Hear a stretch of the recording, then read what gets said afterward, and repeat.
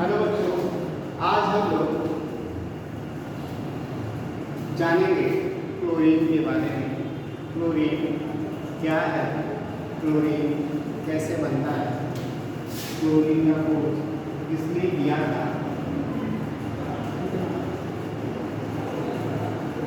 Symbol इसका होता है Cl2 और जो इसका सूत्र होता है सिंबल होता है Cl और सूत्र होता है Cl2।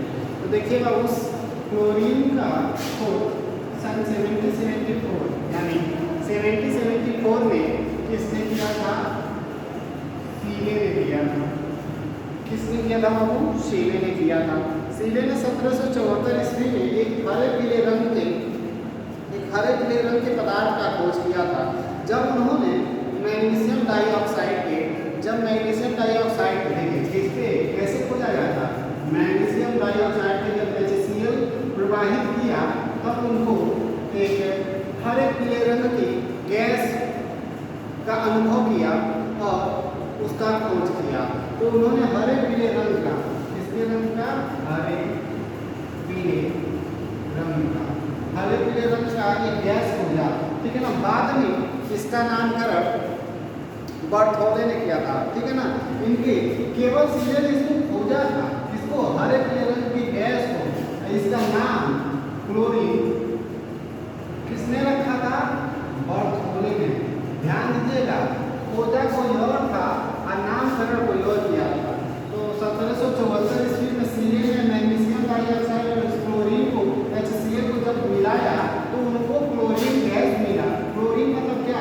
हरे पीले रंग का एक गैस मिला और साथ में क्या मिल जाएगा? देखिए, हरे पीले रंग का एक क्लोरीन मिल जाएगा और यहाँ पर क्या हो जाएगा? बैलेंस करना है ना। देखिए कैसे बैलेंस हो जाएगा।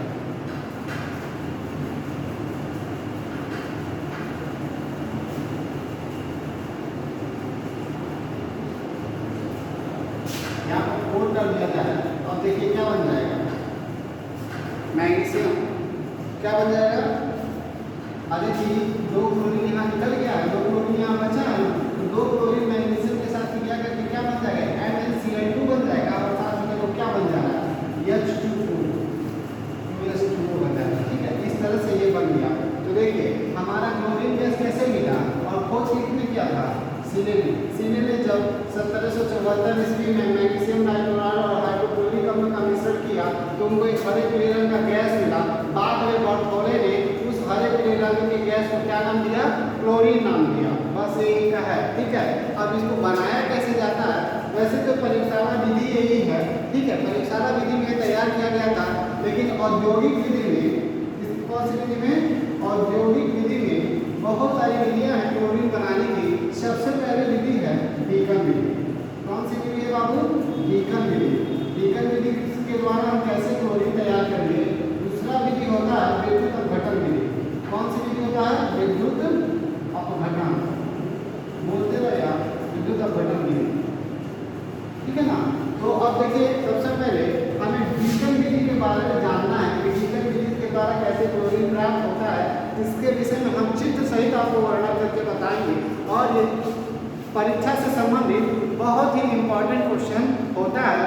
किस प्रकार से डीकन विधि के द्वारा क्लोरीन गैस तैयार किया जाता है, इसका सचित्र वर्णन आप यदि परीक्षा में बनाते हैं, क्वेश्चन पूछता है कि डीकन विधि द्वारा क्लोरीन गैस तैयार करने का सचित्र वर्णन कीजिए, तो 5 नंबर का क्वेश्चन होता है। यदि आप चित्र और थियरी दोनों लिखते हैं, रिएक्शन भी लिखते हैं, तो आपको पूरा 5 नंबर मिलेगा। यदि आप चित्र नहीं बनाते, केवल थियरी लिखते तो आपको 3 नंबर मिलेगा।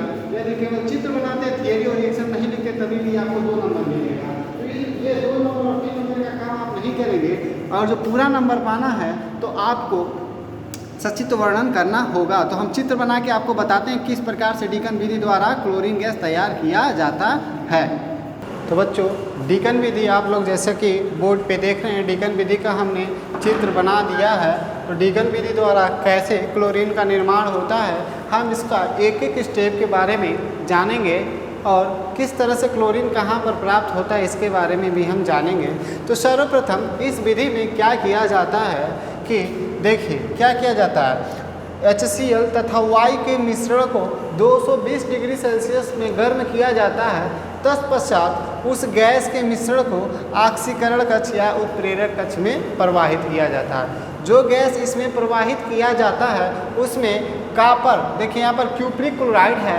क्यूप्रिक क्लोराइड जो होता है वो क्यूप्रिक यानी जो ये मिश्रण होता है वो क्यूप्रिक क्लोराइड से क्रिया करके ऑक्सीजन द्वारा क्रिया करके क्या बन जाता है, क्यूप्रस क्लोराइड में बदल जाता है और फिर वो क्यूप्रस क्लोराइड कॉपर ऑक्सीक्लोराइड में परिवर्तित हो जाता है। तत्पश्चात यहाँ से होते हुए ये गर्म गैस होता है।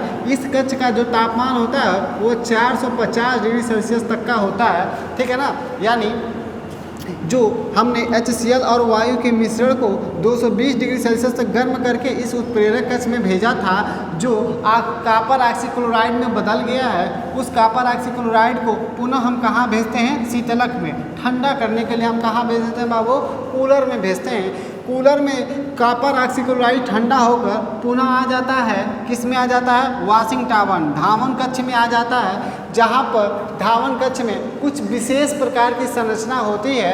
यह एक बेलनाकार पाइप होता है, ठीक है ना। इस पाइप में क्वार्टर, देखिए क्या लिखा हुआ है, क्वार्टज लगा दिया गया होता है, ठीक है ना। और इसके ऊपर वाले सिरे में एक बड़ा सा बर्तन ले लिया गया होता है और इस बर्तन को पानी भर दिया गया होता है, जिससे कि धीरे धीरे पानी क्वार्टर से स्प्रिंकल होता है, छिड़कता है और जो कॉपर ऑक्सीक्लोराइड है वो धीरे धीरे क्या हो जाता है, यहाँ पर पानी के साथ क्रिया कर लेता है, ठीक है ना। प्राप्त जो पदार्थ है उस पदार्थ को हम भेज देते हैं शुष्कन कक्ष में। शुष्कन कक्ष में भी क्वार्टज होता है। यहाँ पर ऊपर सांद्र H2SO4 होता है। सांद्र H2SO4 धीरे धीरे करके बुध करके क्वार्टर से होता हुआ प्राप्त पदार्थ से क्रिया कर लेता है तथा नीचे हमारा जो होता है वह शेष पदार्थ प्राप्त हो जाता है और जो क्लोरीन गैस है वो ऊपर से क्या होता है, निकल जाता है। तो इस प्रकार से डीकन विधि द्वारा हम क्लोरीन गैस की प्राप्ति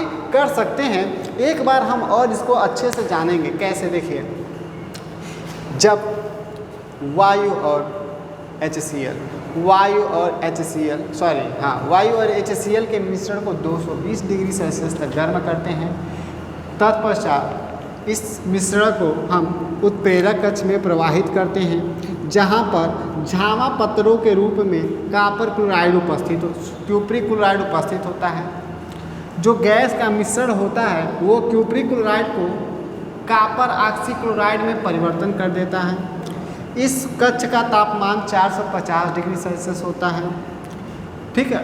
उसके बाद जो मिश्रण प्राप्त होता है हम उसे कूलर में भेज देते हैं ताकि 450 डिग्री सेल्सियस तक जो पदार्थ गर्म हुआ है वह पदार्थ ठंडा हो जाए और पुनः उसे हम भेज देते हैं वॉशिंग टावर, धावन कक्ष में भेज देते हैं, जो जल से क्रिया कर लेता है। तत्पश्चात जो पदार्थ बचता है उसे हम शुष्कन कक्ष में भेज देते हैं, ड्राइंग कक्ष जिसको बोलते हैं। यहाँ पर जल की जो मात्रा होती है वो सूख जाती है और H2SO4 के साथ क्रिया करके क्लोरीन गैस बनाती है और जो क्या नाम है हमारा क्लोरीन गैस पदार्थ होता है, शेष अशुद्धियाँ हमारे नीचे तली में रह जाती हैं। तो इस प्रकार से हम डीकन विधि द्वारा क्लोरीन गैस बना सकते हैं। यदि आप परीक्षा में इस तरह से सचित्र वर्णन करते हैं तो आपको पूरा नंबर अवश्य ही मिलेगा।